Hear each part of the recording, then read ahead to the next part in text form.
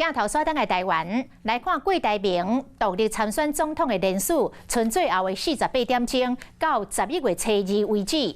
下晡，郭台铭带着伊的太太到台北的联署总站来签联署书，同时甲支持者喊话，爱站出来冲联署。我们的联署行动进入到最后倒数48小时。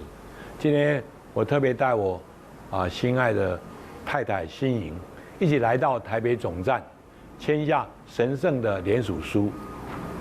有呼吁还没有联署的支持者，赶快站出来，我们一起体现主流民意最大化。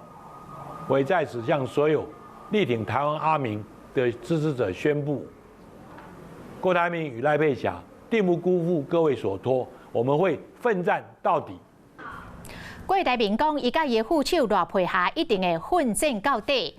这嘛是副署空互查税了后，郭台铭愿意公开献面的行程之一。